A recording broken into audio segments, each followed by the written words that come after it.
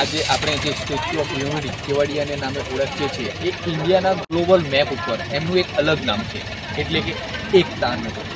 ચાલો તમને એકતા નગરની સૈર કરાવું છું અને રાત્રિના સમયે અમે આ વિડીયો શૂટ કરી રહ્યા છીએ. અમારી જેટલું બી કવર થશે એટલું કવર કરવાની કોશિશ કરીએ છીએ. ચાલો તમને બતાવું છું એકતા નગર.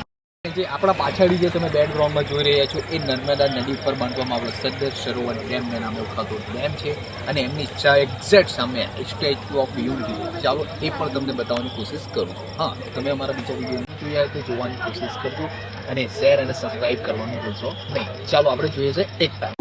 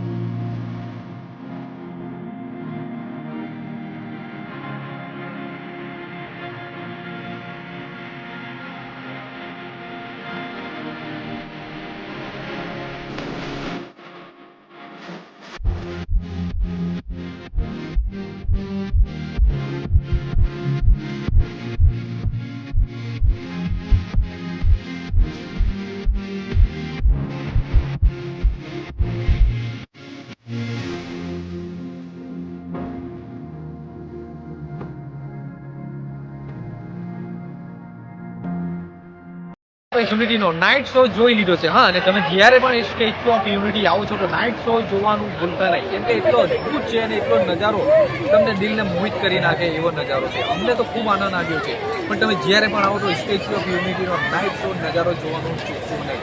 હા, ચાલો હવે અમે જે 4 વ્હીલર પાર્ક કર્યું છે ત્યાં જવાની કોશિશ કરીએ છીએ. અને અહીંયા જે ઈવી બસો ચાલે છે અહીંયા તદ્દન ફ્રી છે, તમારે એક પણ રૂપિયો ચાર્જીસ નથી, તો તમે પણ એ સફર કરી શકો છો. અને જ્યારે પણ સ્ટેચ્યુ ઓફ યુનિટી આવો ત્યારે નાઇટ શો જોવાનું ભૂલતા નહીં. બોલો સરદાર વલ્લભભાઈ પટેલ કી જય.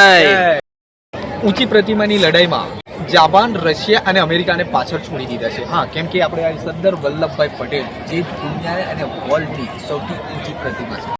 આપણે એ છે કે ચાઇનાના લાર્જેસ્ટ ટેમ્પલને બનાવવામાં 11 વર્ષ લાગ્યા હતા અને આપણે ભારતે સ્ટેચ્યુ ઓફ યુનિટી 33 મહિનાની અંદર કમ્પ્લીટ કરી દીધું છે અને વર્લ્ડ રેકોર્ડ બનાવી દીધું છે. હા, તમે જ્યારે પણ આવો આ સ્ટેચ્યુ ઓફ યુનિટી જોવાનું ભૂલશો નહીં. અમે તો રાત્રિના સમયે નિહાળી રહ્યા છીએ, પણ તમે જ્યારે પણ તમને ટાઈમ મળે તો દિવસ નાઇટ બંને તમે સ્પેન્ડ કરી શકો સ્ટેચ્યુ ઓફ યુનિટી.